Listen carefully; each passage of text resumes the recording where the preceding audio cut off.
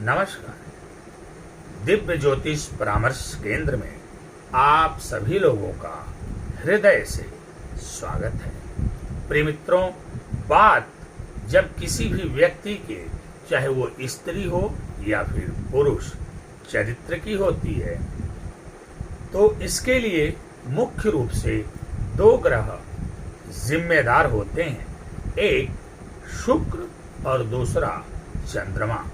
शुक्र और चंद्रमा जब ये दोनों ग्रह किसी न किसी रूप में कहीं न कहीं से पीड़ित होंगे तो निसंदेह आपके चरित्र का हनन होगा, आपकी बदनामी अवश्य होगी।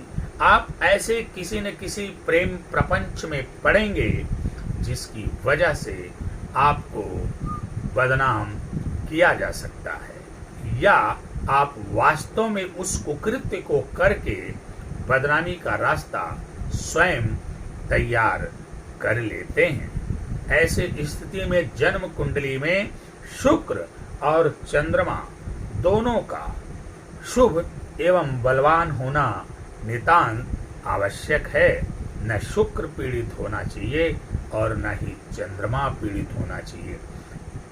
शुक्र अगर पीड़ित भी है परंतु चंद्रमा सही हो तो कहीं न कहीं जब चरित्र हननता की बात आएगी, चरित्र के हनन की बात आएगी, तो आप मन द्वारा उस पर विजय अवश्य प्राप्त करेंगे।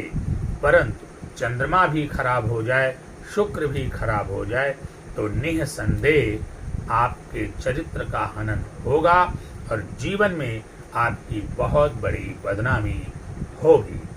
अब जैसे शुक्र नीच का हो जाए या फिर नीच के घर में चला जाए, उसके साथ राहु और केतु की युति बन जाए, तो ऐसी स्थिति में कभी कभी ये देखने में आता है कि अपने जाति से हट करके लोग अपने जाति से निम्न जाति में जाकर के प्रेम प्रपंच में फंसते हैं। इसके अलावा अपने रैंक से हट करके अपने नीचे वाले के रैंक के प्रेम प्रपंच में फंसते हैं। निसंदेह इसमें कोई दो राय नहीं है।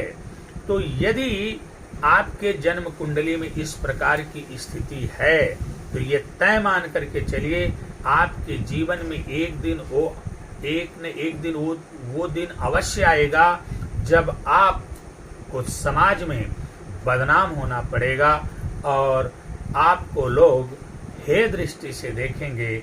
आप उनकी नजर में गिरेंगे ही गिरेंगे, स्वयं की नजर में भी गिर सकते हैं। ऐसी स्थिति में यदि राहु और केतु की महादशा भी चल रही हो तो आप प्रेम प्रपंच में उलझ करके अपने साथ कोई बुरा बर्ताव कर सकते हैं। आप ड्रग्स का सेवन कर सकते हैं, नशीली दवाओं का प्रयोग कर सकते हैं, आप मदिरा का सेवन भी कर सकते हैं। साथ ही साथ स्थितियां और बिगड़ेंगी तो आप आत्महत्या भी कर सकते हैं। ऐसी स्थिति में आपको चाहिए कि आप अपने नैतिक आचरण को बनाकर रखें।